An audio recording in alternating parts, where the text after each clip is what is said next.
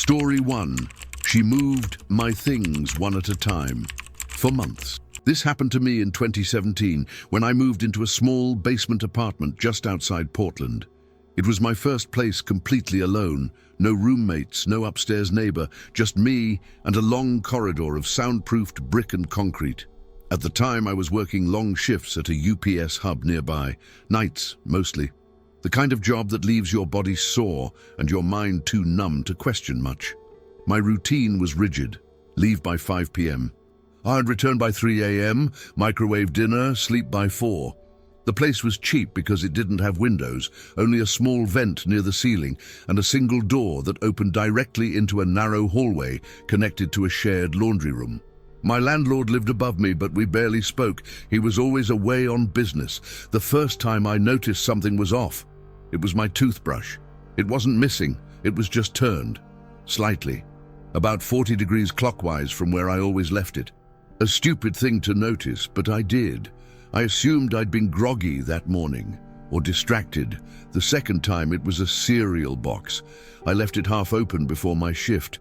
When I got home, it was closed, the flap tucked neatly into place. It didn't bother me right away. I told myself I was tired, careless. Maybe it was just habit playing tricks on memory. But slowly, over the next 2 weeks, more things began shifting. A coaster nudged off center. My shoes, left-right instead of right-left. My desk chair, pushed slightly too far in. They were always small changes, never missing items, just wrong positions, barely wrong. I tried testing myself. One night before leaving for work, I placed a quarter upright on my bookshelf. I balanced it perfectly between 2 books and marked its position with a tiny scratch in the wood behind it. When I returned at 3:10 a.m., it was flat, face up, heads. That was the first night I didn't sleep. It kept happening. Every time I left for work, some object, and one object would be subtly repositioned, not stolen, not destroyed, just moved. A single fork in the drying rack would be facing the wrong way. One sock from a folded pair would be slightly overlapping the other. I started documenting it, writing things down in a notebook. March 12th, coat zipper fully zipped. I left it halfway. March 13th, light switch off. I left it on. After 2 weeks, I stopped writing. It felt pointless. Whatever it was, it didn't care if I noticed.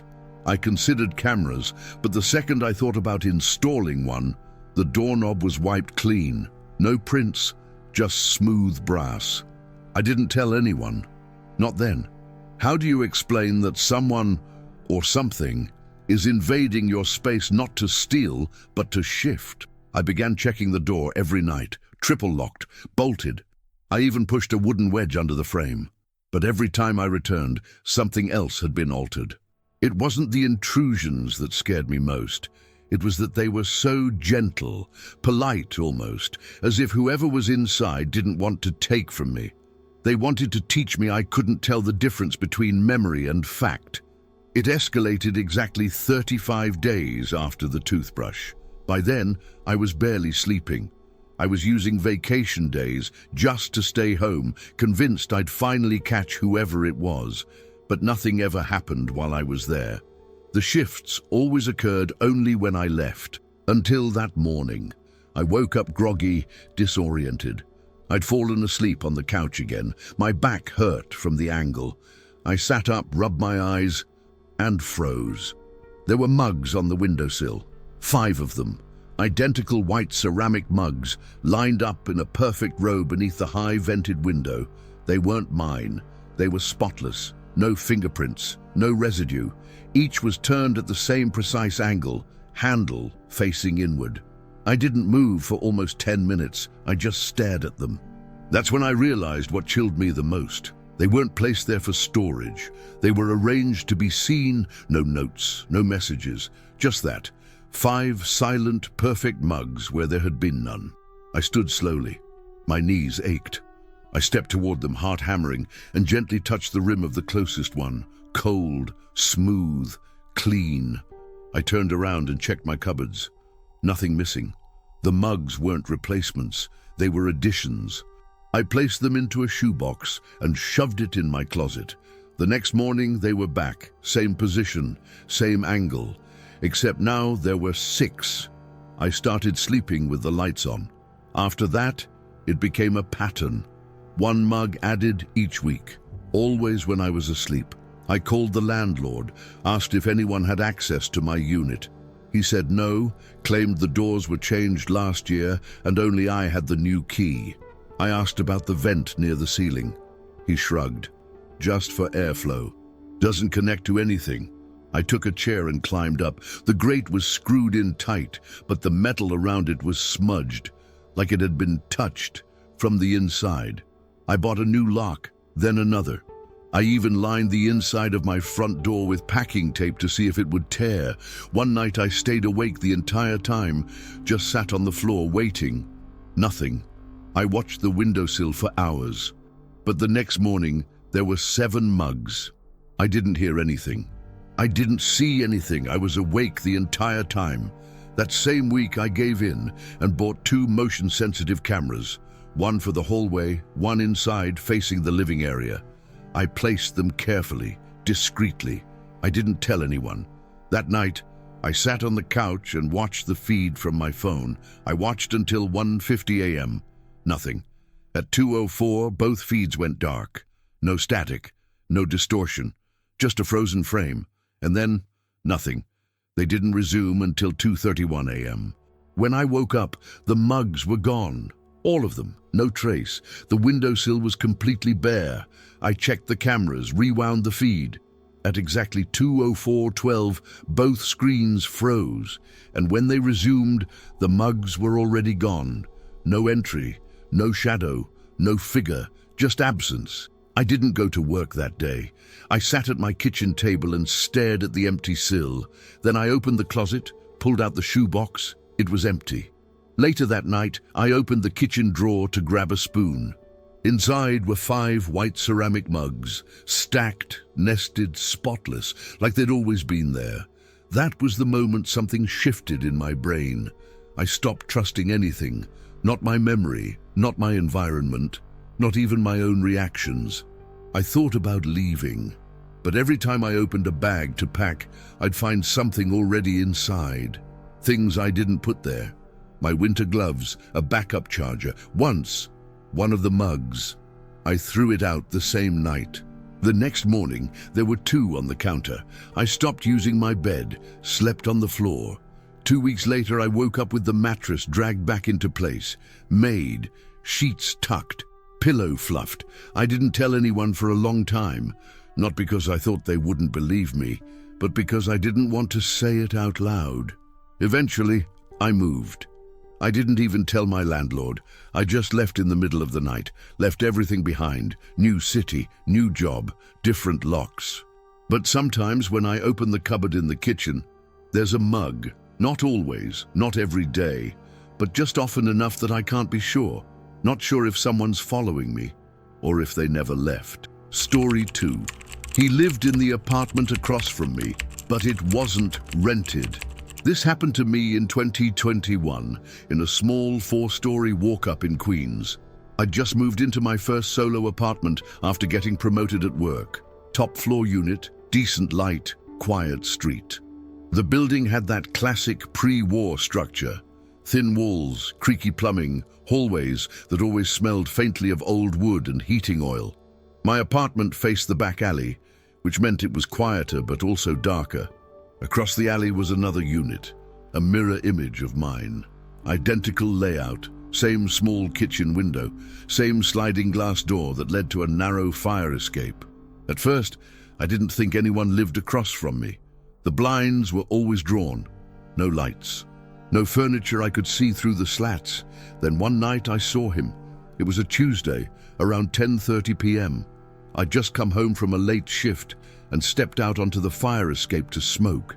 That's when I noticed the blinds in the apartment across were partially open and someone was standing there, not moving, not pacing, just standing, facing me. It was too dark to make out his face, but I could see the silhouette. He was tall, maybe my height, broad shoulders. Head tilted slightly downward, as if staring directly at me.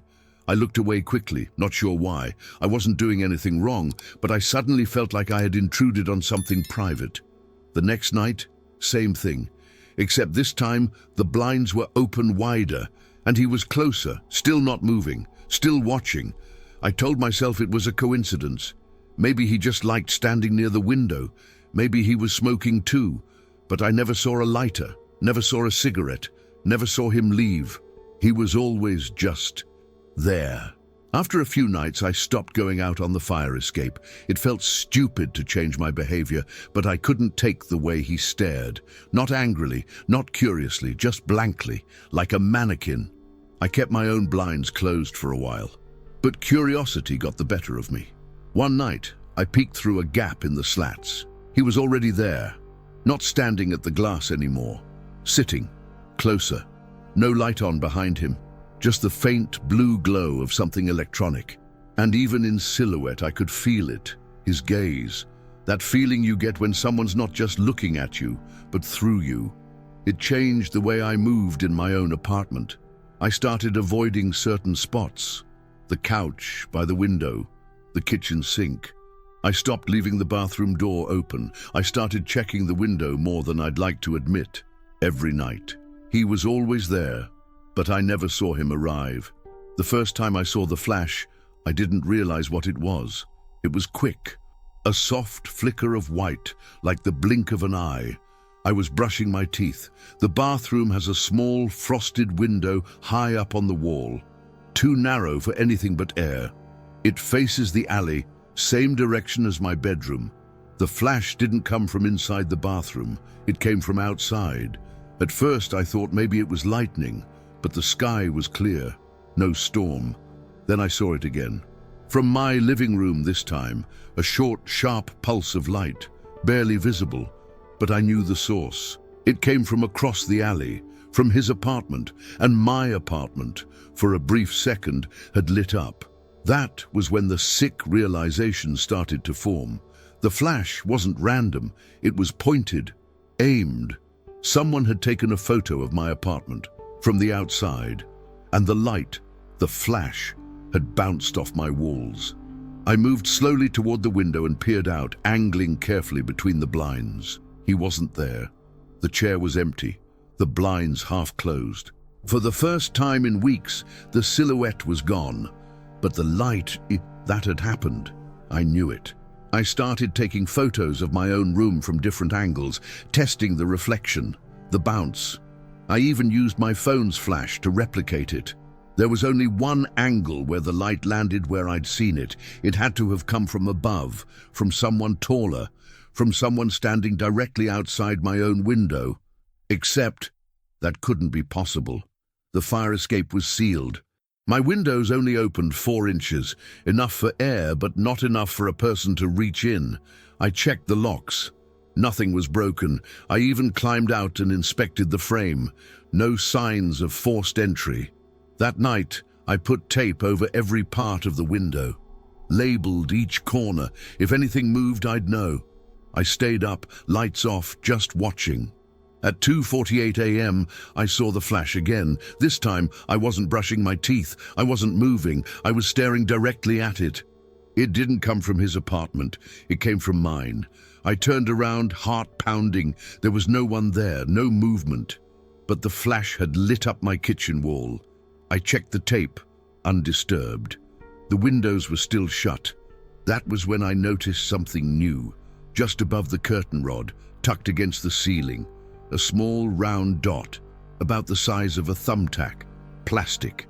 I stood on a chair and reached up. It was warm. I tugged it gently. It snapped loose with a quiet pop.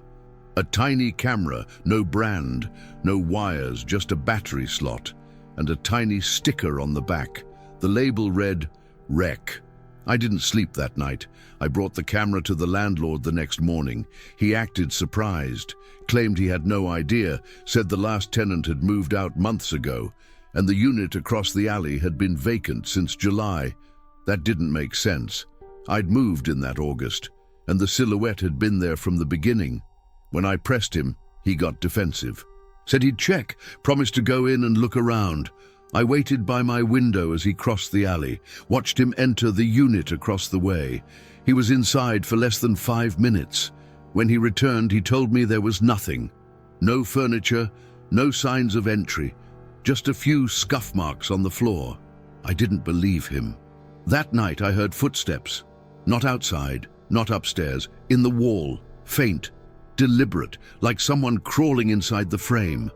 I called the police, told them everything, showed them the camera, the light, the photo test. They didn't laugh. They brought in a warrant and returned the next day. When they opened the unit across the alley, they found a cot, a bucket, canned food, and a wall panel removed, with a direct line of sight into my apartment.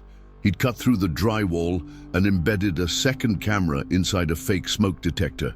It was positioned perfectly, angled downward into my bedroom. It had been recording. The memory card held hours of footage.